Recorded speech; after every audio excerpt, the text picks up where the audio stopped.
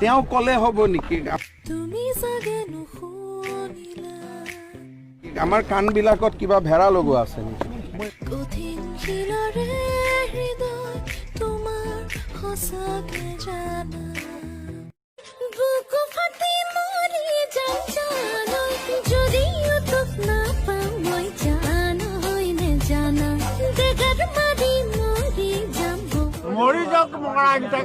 Music.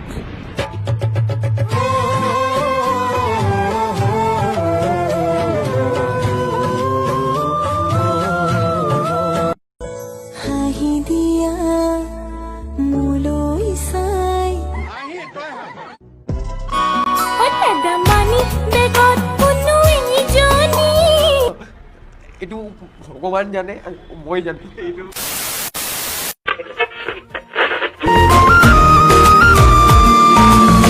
বুকু ভরি আছে তোমারে মরম জানানে না জানা তুমি ভাল জানে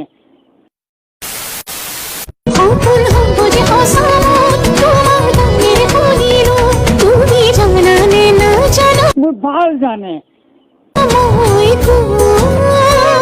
মই এইবিলাক নাজানো আর কি গম নাপাও মোর সময়ও নাই আর কি ঠিক আছে মিউজিক সব বন্ধুসকল এনে ধৰণৰ মিমছ দেখাৰ লগে লগে আমাৰ হয়তো মনলৈ ছ'চিয়েল মিডিয়াৰ কথাই আহে আৰু এই ছ'চিয়েল মিডিয়া বুলি কোৱাৰ লগে লগে আমি ফেচবুকৰ কথা ক'বই লাগিব হয় বন্ধুসকল বৰ্তমান পৃথিৱীৰ সৰ্ববৃহৎ ছ'চিয়েল মিডিয়া হৈছে ফেচবুক কিন্তু এই ফেচবুক কোনে কেনেকৈ ক'ত আৰু কিয় ইনভেনশ্যন কৰিছিলে আমি তাৰ কথা আমি আজিৰ ভিডিঅ'টোৰ জৰিয়তে আপোনালোকক জনাবলৈ চেষ্টা কৰিম সো আজিৰ ভিডিঅ'টোত আপোনালোকে জানিবলৈ পাব সৰ্ববৃহৎ পৃথিৱীৰ ছ'চিয়েল মিডিয়া ফেচবুক কেনেকৈ কিয় আৰু কোনে বিশেষকৈ বনাইছিলে আমি সেই কথা আজি আলোচনা কৰিম সো নমস্কাৰ বন্ধুসকল মই ৰাজেন হৈকে আপোনালোকক স্বাগতম জনাইছো মোৰ ইউটিউব চেনেল DRZL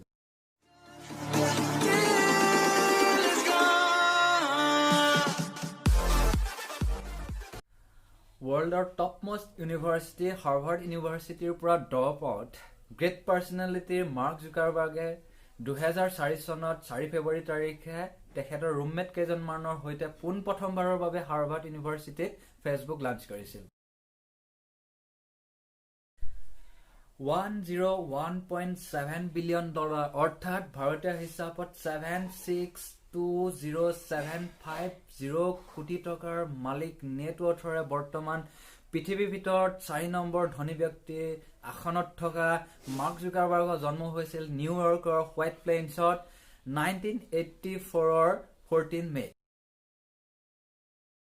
যিটো বয়সত অসমৰ ল'ৰা ছোৱালীয়ে ধূলিমাকতিৰ লগত খেলা ধূলা কৰে সেই সময়ত মাৰ্ক জুকাৰবাৰ্গে তেখেতৰ কম্পিউটাৰ ছফটৱেৰ লগত খেলা ধূলা কৰিছিল তেখেতৰ পিতৃ আছিল এজন ডেন্টিষ্ট আৰু তেখেতৰ পিতৃয়ে মাৰ্ক জুকাৰবাৰ্গক 1990 পৰাই কম্পিউটাৰ প্ৰগ্ৰামিং শিকাইছিলে প্ৰগ্ৰামিং কি আপোনালোকক এটা মই নেক্সট ভিডিঅ'ত আপোনালোকক জনাবলৈ মই চেষ্টা কৰিম সো 1990 পৰা তেখেতে প্ৰগ্ৰাম শিকিছিল যেতিয়া তেওঁ মিডল স্কুলত আছিল অৰ্থাৎ আমাৰ অসমত এমই স্কুল বুলি কোৱা হয় মিডল স্কুলত থাকোঁতে তেখেতে এটা বিশেষ ধৰণৰ মেসেঞ্জাৰ সফটৱেৰ এপ্লিকেশন প্ৰগ্ৰাম লিখিছিল যিটো নাম আছিল জাকনেটৰ কাম আছিল এইটো যে মাৰ্ক জুকাৰবাৰ্গৰ যিটো ঘৰৰ কম্পিউটাৰ আছিল সেই কম্পিউটাৰটোৰ আৰু দেউতাকৰ যিটো অফিচ আছিল সেই কম্পিউটাৰটোৰ মাজত বাৰ্তালাপ কৰিব পৰাকৈ এটা মেসেঞ্জাৰ সফটৱেৰ এপ্লিকেশন তেওঁ ডেভেলপ কৰিছিল এম স্কুলত থাকোঁতে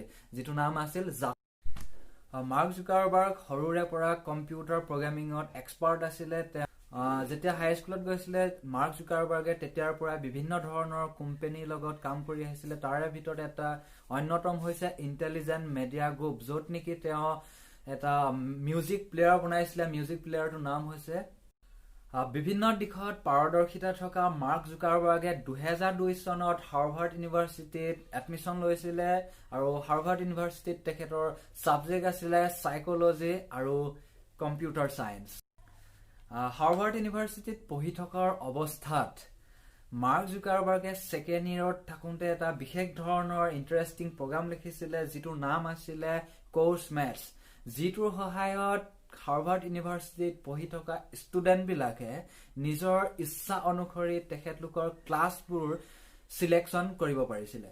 দ্য ষ্টাৰ্টিং অফ ফেচবুক ফেচবুকটো মাৰ্ক জুকাৰবাৰ্গে পোনপ্ৰথমবাৰৰ বাবে ফেচবুক নাম দি লঞ্চ কৰা নাছিলে। এই ফেচবুকটো 2003 চনত মাৰ্ক জুকাৰবাৰ্গে হাৰ্ভাৰ্ড ইউনিভাৰ্চিটিৰ ছেকেণ্ড ইয়েৰত পঢ়ি থাকোঁতে ফেচ মাছ নাম দি এই ৱেবছাইটটো লঞ্চ কৰিছিলে।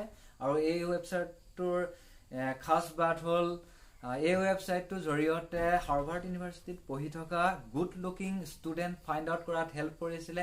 এই ৱেবছাইটটোত ইউনিভাৰ্চিটিৰ দুজন ষ্টুডেণ্টৰ মাজত কম্পেয়াৰ কৰা হৈছিলে আৰু এই দুজন ষ্টুডেণ্টৰ good looking student find out কৰা হৈছিলে। এনেধৰণেই এই ৱেবছাইটটো আৰম্ভণি হৈছিলে। তাৰপিছত এই ৱেবছাইটটো পপুলাৰ হোৱাৰ বাবে মাৰ্ক জুকাৰবাৰ্গে 2003 চনত হাৰ্ভাৰ্ড ইউনিভাৰ্চিটিৰ পৰা ড্ৰপ আউট লয়। তাৰপিছত তেখেতে এই ৱেবছাইটটোৰ প্ৰজেক্টত লাগি যায়। 2004 চনত 4জন বন্ধুৰ সৈতে লগ পায় আৰু এই 4জন বন্ধুৰ সৈতে মিলি 2004 চনৰ 4 ফেব্ৰুৱাৰী তাৰিখে এপ্ৰক্সিমেটলি $1,000 ইনভেষ্ট কৰি এই ফেচ মাছ দ্য ফেচবুক নাম দি লঞ্চ কৰে। ৱেবছাইটটোৰ নাম ৰখা হৈছিলে পোনপ্ৰথমবাৰৰ বাবে the address book of face, কিন্তু পৰৱৰ্তী সময়ত এই ৱেবছাইটটোৰ নাম দ্য ফেচবুক ৰখা হ'ল। ৱেবছাইটটো ভেৰি ইণ্টাৰেষ্টিং হোৱাৰ কাৰণে হাৰ্ভাৰ্ড ইউনিভাৰ্চিটিতে সীমাবদ্ধ নাথাকি ষ্টেনফৰ্ড, কলম্বিয়া, য়েল এনেধৰণৰ প্ৰখ্যাত ইউনিভাৰ্চিটিবিলাকত এই ৱেবছাইটটো পপুলাৰ হ'ব ধৰিলে আৰু ক্ৰমান্বয়ে ইউজাৰ্ছ বাঢ়ি গৈ থাকিল।